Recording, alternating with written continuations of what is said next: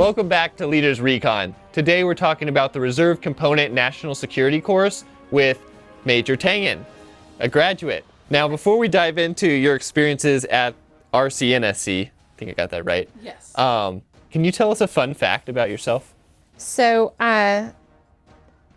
fun fact, if you go onto YouTube and search "Where in the World is Osama bin Laden" and you watch the trailer, you may or may not see me on there. Oh, really? Yeah, so I had an opportunity when I was in Afghanistan with the Task Force Phoenix mission with the 41st Brigade from Oregon National Guard, so woohoo, go Jungleers.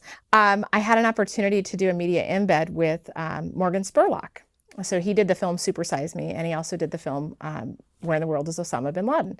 So I got to take him out to out in the field, and he fires off an RPG in that. And that RPG, here's the other interesting fun fact with that. That RPG was actually given to me by the Afghan National Army commander. Said, "Hey, you want to fire this? You know, we've really enjoyed having you here.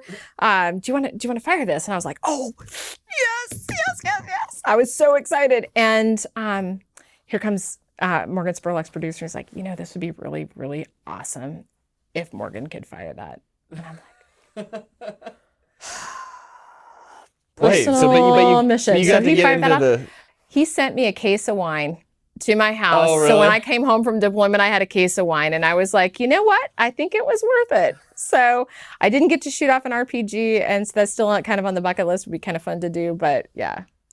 So yeah, that's a whole, so you have a whole whirlwind of experience here, including graduating from RCNSC. RCNSC, yeah. So that's just the most recent exciting thing that's happened in my world. So yeah, it's been fun. So I don't really know a lot about the RCNSC. Is that the right acronym? There, man, there we go. So I don't really know a lot about the course yet. I kind of have some vague ideas. I know it's a 2-week program. Can you give us an overview, I guess, like what does it mean? So the Reserve Component National Security course is a 2-week course put on by the National Defense University. And it is a wonderful and unique opportunity. It's by far one of the best courses and grandest opportunities I've had in well over 25 years in uniform. So I was really excited to get to start it because of the little brief write-up that y'all put out.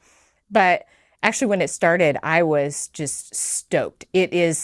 It gets you out of your current comfortable level where, we operate in that tactical and operational level.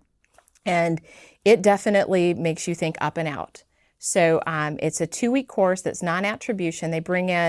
NDU brings in guest lecturers from all sorts of different government think tanks and different backgrounds. Some are from the Army War College. They're from all over, and they have certain levels of expertise. They're well published, lots of years of experience in their specific area.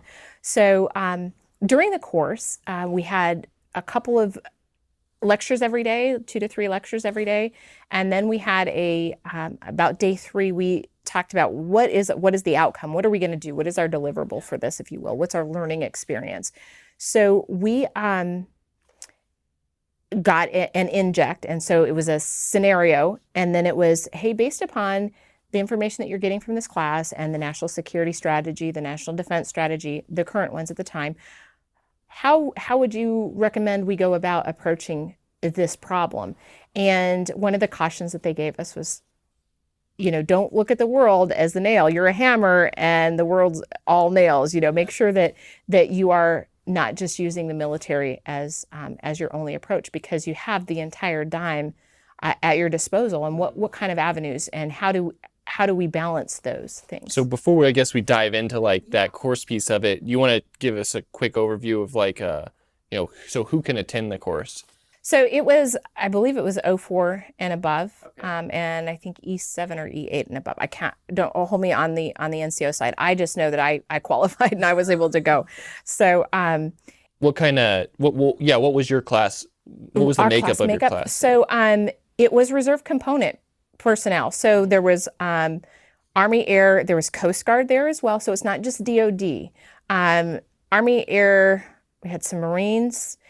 So Reserve and National Guard, and so the background was just an array of different people. So we had some of our in my cohort, we had a guy that worked for the State Department, another guy that worked for the FBI, and then a few AGRs, and just some other people who had very different backgrounds. Maybe a teacher here and there. And they were all law enforcement. They were all in DoD in some form or fashion, or they were from those agencies. They were a reserve component member. Okay. So whether they were Coast Guard Reserve or Coast Guard full-time Coast Guard, but affiliated with like an AGR equivalent. And then we had another guy from Sweden, so from the National Defense University equivalent in Sweden. Oh, really? So he was a member of our team, and I just happened to be lucky enough that he was on our in my little breakout session. So yeah, we had varying backgrounds, so we all had a little bit of time to get to know one another and find out what areas of expertise were there. Yeah, so I guess that led me right into my next question, which is like, sounds like a whole variety of backgrounds coming into the course. For those in our audience who, may be interested in attending or, looking at attending in the future, who are the people that you would recommend should attend the course? Like, is there a specific MOS or skill set or functional area that is more applicable than others? No, I don't think that at all. Okay. It is not narrowly focused. It is not. So if, for instance, I'm an AG officer, we don't really do a lot of strategy, or a lot of people, we don't do a lot of plans either. Really, if you're a true AG officer, you tend to live in regulations and personnel policy.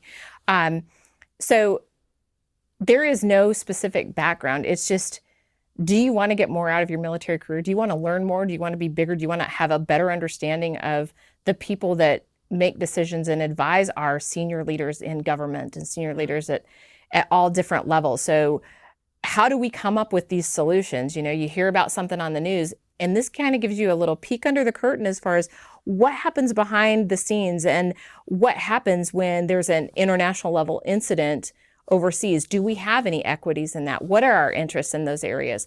And then how do we come about devising what the United States response to that incident would Well, and be? I guess that's why they call it a broadening assignment, right? Absolutely. It was definitely broadening, and it was refreshing too, because, being in for a day or two, like I have been, you just kind of get tired of the same old thing, or you can get tired of the same old thing, tactics. And I just got finished up with AOC, and, your professional military education is really focused on Army doctrine, Army policies, Army procedures, tactics. This was, how do we fit into the big scheme? And it was absolutely exciting and intriguing, and it definitely required you shut off that tactical mindset and flip on these other areas of thought that maybe you don't affiliate with your military duty. So did you know that going into the course? Was that your expectation, or? A little bit, because the write-up that you all have in the broadening opportunities, that little, packet that they got. I guess can I do my little Absolutely. shameless plug here for those in our audience who are listening in? We got a new website. Yay! nationalguard.mil/leader development, and we actually published, so we link with the new catalogs, and all the broadening opportunities are there, as well as eventually this podcast. So, oh, fantastic. So so that was your little broadening opportunities catalog, I guess is what you called it. Yeah. So I saw that in there. I happened to be walking by, and Mr. Fritchie, who I used to work with in iBranch, said, "Hey, are you interested in this? You really need to think about this." So I was, heck yeah, sign me up. This looks awesome. Anytime you have an opportunity to get outside of your comfort zone is a grand thing to do. So timing was right, and I was able to go, and I was really, like I said, really thrilled to be able to be a part of it. But then when I actually got into the course, it was even more than I actually had expected. It was amazing. Now, the speakers that they bring in are just top shelf, like very big thought processes. And it's a non-attribution course, so you can't quote your instructors. You don't get any products to take with you. So you really get their unfiltered opinions, thoughts, and ideas, and you can interact and ask questions and really be able to pick the brains of some of these otherwise inaccessible people. So it was a great opportunity. Yeah, it's almost like you're taken to a whole different scene than you would normally be in. Absolutely. It's not like, it is absolutely that. You are in a whole different scene, if you will. So I guess that takes us back to, you were giving us kind of the overview. You mentioned is it broken up into phases, or how does that work? So it's 2 weeks. You do you do your lectures, and then like I said, in the midway, about Tuesday or Wednesday of the first week, you get the scenario. And our scenario was 2 aircraft collided. One was Russian, one was Swedish, military aircraft, both of them. What are you guys going to do about it? So we sit back and we read the entire scenario, and we understand what's going on in the region. What are the United States, what are our interests in the region? What are our allies' interests in the region? Peace and stability and Russian encroachment, and all sorts of different pieces fall into place there. So as the week progressed, we got more and more injects. And you're doing this as a class? So in the lectures, we all sat in the lecture classroom, and it was all done virtually. It was their first time doing this virtually, which is absolutely not the most ideal, but it was still really awesome. So if you can't go in person and it's still a virtual opportunity, it's definitely well worth it, because they did just a fantastic job. So then we would break out. So you're designated into groups 1 through 8, I think is what we had. So I was in, I don't know, group 5 or 6 or whatever. So we did our breakout sessions, and so it was all done on Teams. So we would log on, or no, I'm sorry, it was done on Blackboard. So we would log out of one Blackboard classroom, log in on another Blackboard classroom, and that's where we conducted our breakout sessions. And how big, about is the small group that you were in? I think there was 12. 12, so okay, so it was pretty small enough to be intimate, where you had enough time to get along and get to know each other, and interact with your counterparts, and really be able to leverage that, have an open dialogue. So dialogue was facilitated especially in the virtual environment. But even I think that's the same format that they have when they do it in person. It's about 12 people per breakout group. And so in our breakout group, what we would do is one person would do a brief back, a summary on the lecture. And then we would have a really good dialogue as far as, well, what do you think this means? And it was student-led rather than facilitator-led. Okay. So our facilitator kind of on the first one said, okay, here's kind of how this is going to go. And we had this really great open dialogue. So you have, again, people with all different backgrounds. The guys from the State Department and from the FBI were absolutely invaluable. And then our scenario was Sweden. So here we are so lucky as to have the NDU, an NDU equivalent Swedish instructor there. And he gave us a lot of perspective that we maybe wouldn't have thought of. And so we have, our egocentric and ethnocentric ideals when we look at a problem. And he was able to kind of challenge that and validate others. So it was a fantastic opportunity to have those dialogues. So every time we had a lecture, somebody would come back and do the brief back, and then we'd start that dialogue. And then we would talk about the injects, and we would get 3 a day. Yeah, inject into the scenario. So kind of like if I'm doing a warfighter. Okay. You're like, okay, here's the scenario. Oh, here's an inject. Here's what else is happening. So there were articles, like new published pieces articles. Of information. Absolutely. Okay. Some of them different forms. So some of them were news articles. Some of them were, And this is all crafting policies. your response that you're Absolutely. creating. And in this response, are you briefing that as like a national security action to take, as if you're part of the NSC, or? Yes, exactly. Okay. So you've done a lot of research on that. Well, so we had another podcast where we had a member of a staffer from the National Security Council come on and talk about his experiences. So I guess. Yeah, and it was all together. Very much like that. So we talked about the scenario and what our response was going to be, and we had two instances where we would brief, and we would develop a brief.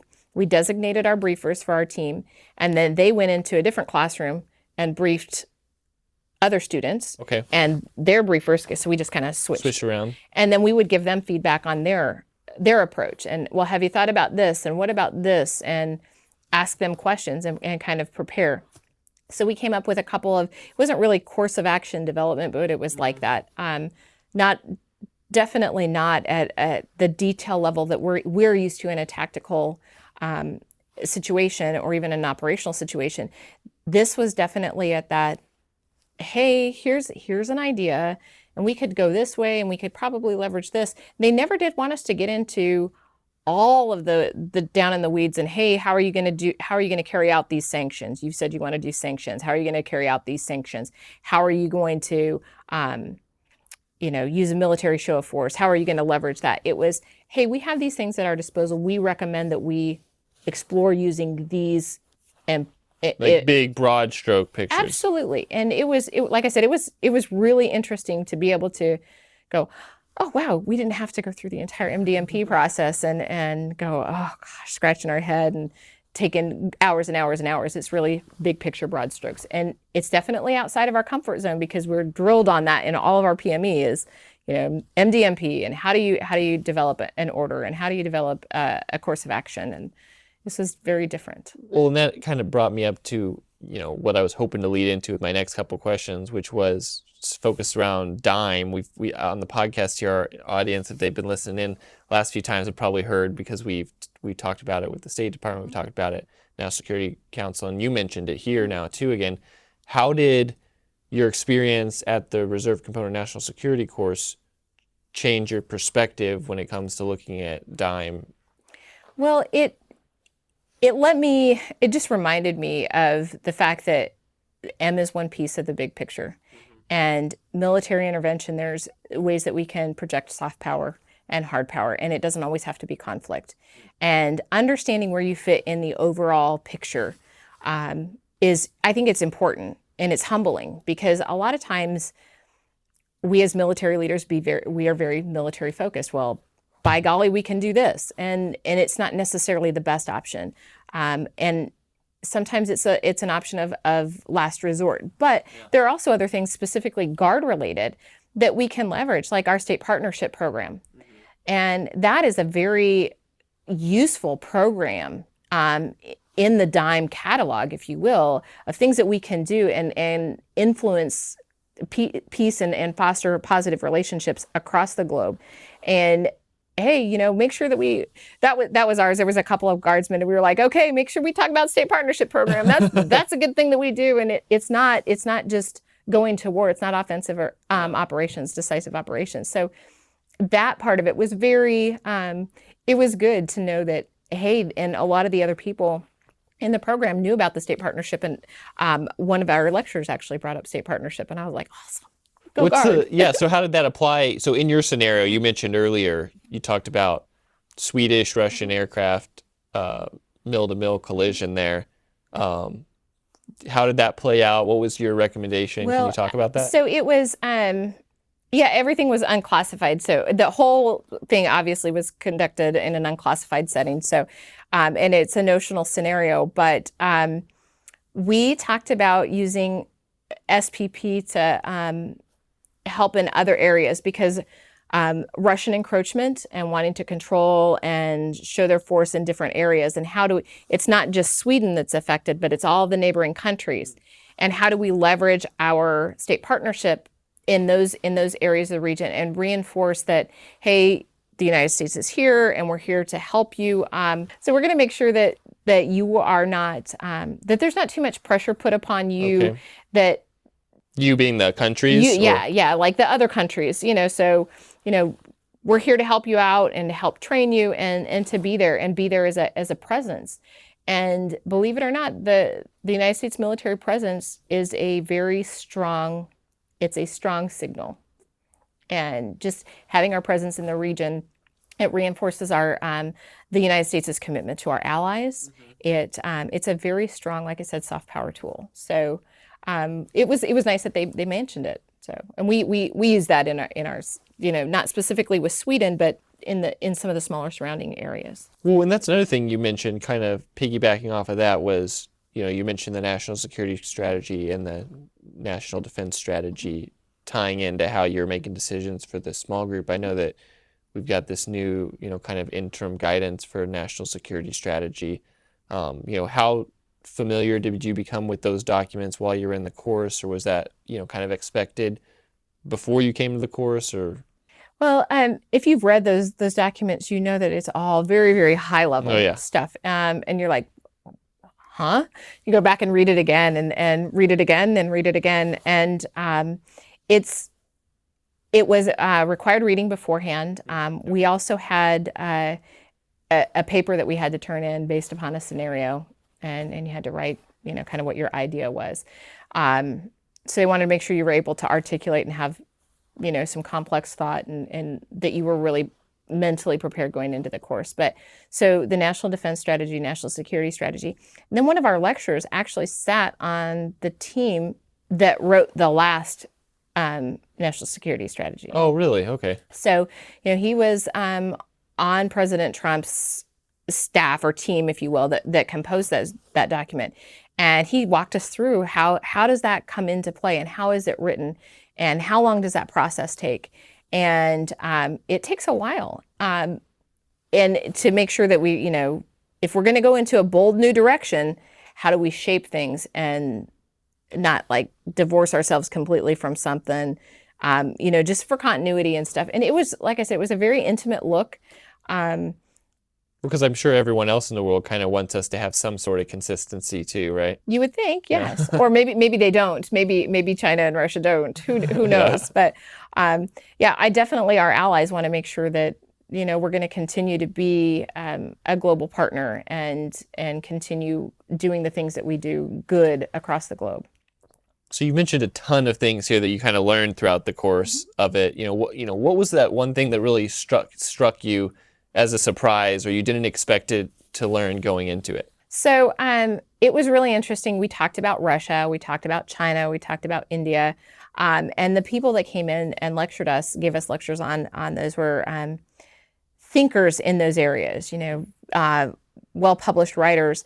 But one area that I thought, how come I hadn't even thought about this, is the Arctic, and how contested the Arctic is now, and how much more it's going to become contested, simply because of climate change and the melting of the polar ice caps and the waterways and stuff broadening, and what is out there, what are those resources that can be harvested from those areas, and what are the environmental impacts, and who's going to own that, and who says it's theirs. Like Russia claims most of the Arctic, if not all of the Arctic. And you're talking about both poles, or no, just the North Pole. Yeah. So not Antarctica, the Arctic. Yeah. Yep. Okay. So it was really interesting. I hadn't really ever thought of the Arctic ever, and it is going to be one of those areas, potentially contested areas in the globe, and it's not something that we give a whole lot of thought to. That's so interesting. Yeah. I mean, obviously, I never thought about it at all. Yeah. I'm glad I'm not the only one then, because I was like, wow, I just, it had never crossed my mind. And when I saw it on the schedule, I was like, what are we going to talk about? And then when they started peeling back the onion as far as what all is there and why is it important, it definitely made me think outside of my own self and outside of all of my experiences, and going, wow. So now anytime I see the Arctic come up in the news, I'm like, oh, I want to read this. I want to see what's going on there. So it definitely sparks an interest in a different area. So I guess, looking at people who are interested in attending the course, I mean, you've given us a lot of information for the audience here on, what they can expect, kind of the flow of the course, what kind of things you talked about in your experience. Maybe I'm not quite at the O4 level or that E8 level that's required to get into the course, though, but I want to prep myself so that, I can get into, this unique broadening opportunity. What are some of your recommendations for that? Well, read what you can, because there's all sorts of books out there, and not just the strategy documents, but get yourself some historical context. Read about the conflicts that we've gone through as a globe, World War I, World War II, and understanding how those global things that happen, like now something's going on over here and something's going on over here, and now they're all connected. How does that interconnection really work? So my husband is a big historical nerd. Like it reads all these things. I'm like, how do you remember that? So he's like my go-to and Google, and he's really taught me a lot and really sparked my interest in history and historical context and how, one conflict leads to another and how did we get involved in this conflict. And if you have an understanding of how we get into conflict and what are those dime decisions that were made prior to armed conflict, what happened? That competition phase that you're talking about a little bit? Yeah, contest and competition. And where are we? That was another thing we learned, where we are in that spectrum.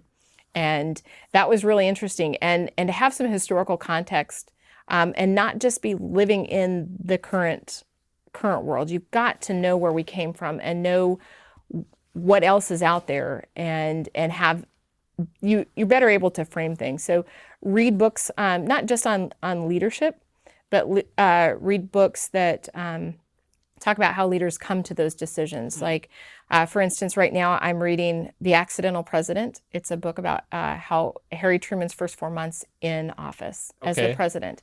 And Harry Truman was a guardsman. I don't know if you are aware of that. You should be. You're a Missouri guardsman. Missouri. So, President Truman was he was a commissioned officer in the Missouri Guard, and he wore the uniform in World War I. And so, how did that frame his decisions, and what was it like being in the first 4 months? So, anytime that you can read a book that gives you historical context, not just from a military standpoint, but from an executive, if you will. That's one of the many ways. But reading those books, you got to read, and I am probably the worst person for that. I've kind of finally is sinking in. All the senior leaders tell you, you got to read, you got to read, you got to read. And now I'm finally able to read. You get your master's degree done, you get all this education done. It's like, wow, I can open a book for pleasure. And Audible is one of those amazing things that you can take advantage of. So there's all sorts of those kind of books out there, and read a little of history and a little strategy and a little. Do you have any? So you mentioned the accidental president. The accidental president. Yes, the accidental president. Yes. So you mentioned that. Is there any other specific recommendations you have for sources that maybe our audience could pick up? Well, that just kind of from a, hey, this is a good book or a good Audible out there. Never Split the Difference is a great book. It's about negotiating, and it's really good in personal conflict resolution. So negotiating, like if something as simple as buying a car, or negotiating with your children, if you will, which is always fun. I have a 3-year-old and a 2-year-old and a 5-year-old, and it is a challenge. So, the guy that wrote that book did hostage negotiations. So really? There's some similarities there. If you have children, you know what I mean. Are they holding you hostage, ma'am? Doing that? Well, sometimes. So, anything like that, I definitely recommend that. You listen to podcasts. This is a great forum. Go out there and use the technologies that is at your disposal. Not everybody has time and or the desire to sit down and read, but there are all sorts of opportunities to gather information and to learn. Be careful of your sources, of course, but like another one that you and I had mentioned earlier was the Jocko Willink, the Jocko podcast. I get a lot of book ideas from books that Jocko does a review on, and then he'll bring on an author and then get some historical context and then talk about their personal life. And that is I've gotten a couple of book leads from there. So not just the Chief of Staff of the Army. Don't just look in, oh, hey, this is the Army, this is what the Army tells me to read. Talk to senior leaders. Find out if you have a mentor out there, look at the books on their desk. Well, yeah, I mean, you mentioned this earlier kind of when we were talking before the podcast a little bit on, how most of the Guard is M-Day soldiers, and we all live and work in the civilian world in some capacity. I mean, both of us have, at some period, were straight up M-Day soldiers. And so I guess, for those in our audience who, they're not a full-time Guardsman, but, they have another career somewhere, how does the information you got from the Reserve Component National Security Course, impact those Guardsmen in their civilian workplace? Well, it's a very cerebral course. It's a course that makes you think. And what it does is it turns another light switch on in another area of your thinking. And that is what makes guardsmen very desirable as employees, as potential employees. When I was in the civilian workforce, one of the best selling points, and this was in post 9/11, wow, you're military. There is an expectation of excellence out there. Not only ability for complex thought, concise decision making, you're on time, you're reliable, you're loyal, all of those things. And this is just one more thing that I can take, and I understand historical context. I understand now diplomatic context. I understand what's going on in the government. So if your civilian job, let's say I worked at a gold mine or for a gold mining company at Newmont Mining. Yeah. So, everybody has a civilian like, oh, wow. Is that your fun fact? My fun fact. That's one of the many that make Major Tangen unique. No. So I worked for Newmont Mining. And when you think about, okay, precious metals, we were very gold centric. So where do we find gold? You find it, there's gold in Africa, there's gold in South America, there's gold in Australia, there's gold in Canada. And then what are the diplomatic things going on in the government? And if you understand what those political, economical, the military situation, what is the infrastructure like, all of those plays, all those things, you better understand the operational world. So I did accounting for capital investments for Newmont Mining. But I also dealt a lot with the exploration people. So I wish I knew then what I know now from this course, because I would have understood a lot of the things that were going on from an environmental standpoint, of what is the political environment that you're operating in. So this is just another thing to not just expand your own mind, but to really be able to provide one more layer of service to your employer. Just making you more valuable. Absolutely. Yeah. Getting outside of just the normal stuff that you do and turning on another area of your brain is absolutely invaluable. Yeah. Well, thank you so much that's a lot of information, but I'm sure that, I learned a lot. So that's always a good thing. Absolutely. I wanted to say one more thing. Being in uniform as long as I have, I've been an M-Day person. I was 14 years M-Day before I came on AGR. And the old timers used to say, you know what, never turn down an opportunity to attend a course, ever. If the Army's going to send you something, say yes. And this was one of those, and I am so glad that I did. I've never turned down a course opportunity in the Army, and it has been absolutely fantastic. So whenever they're out there, say yes, or even just go out there and find out what other opportunities there are, because your catalog has so many broadening opportunities that appeal to different people at different times in their life, and look to see what are you eligible to attend and put yourself out there, because there are so many great things. And it's not just for what it does for you in the uniform, but what does it do for you in your life, in your civilian career? What else can you lend yourself to? And when you focus on that catalog is just an endless opportunity. Well, yeah, and I guess for those in our audience who are wondering what she's referring to, the catalog, the institutional training branch here at National Guard Bureau put out a catalog, but we also host that catalog where the same place where you can find a podcast online. And so yeah, there's a ton of information there. I actually went through it the other day just for myself to kind of look at like, okay, they were asking for like, what do you want to do over the next, 10 years or whatever for your military career.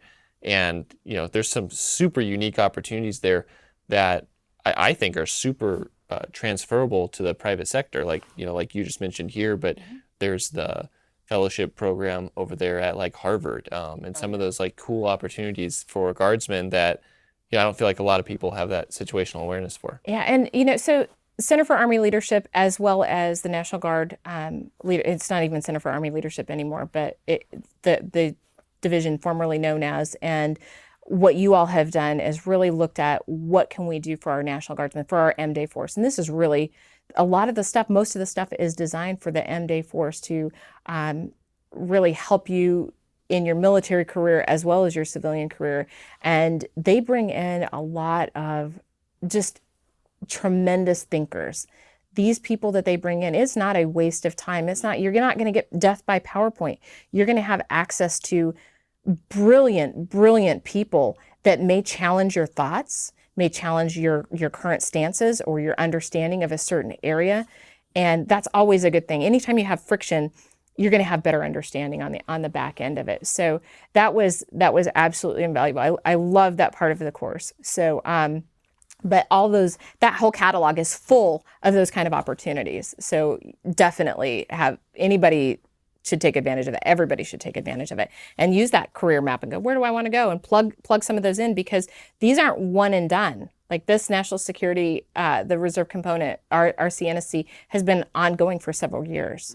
So yeah, it's definitely something you could plug in to your 5 or 10 year plan. Yeah, pretty easily. Yeah. Absolutely. Thank you again, ma'am. I feel like I've learned a ton. And I definitely at some point, in the distant future, want to attend this course. Hopefully it's not too distant. But yeah, I definitely would recommend, if for you specifically, for commissioned officers, get ILE done. So if you have an opportunity to go to resident CGSC, that's one thing. But if you're like the rest of the force, that you do your ILE and then you do AOC. Time, So AOC, you could do this course while you're doing AOC because they dovetail in very nicely. But if you are a graduate of the RCNSC, there's also an opportunity, if you're a lieutenant colonel, to apply to be a facilitator. So, really? Okay. Yeah, so our instructor or our facilitator was a former RCNSC student graduate. So there's all sorts of these opportunities that you don't even know are out there until you go to a course.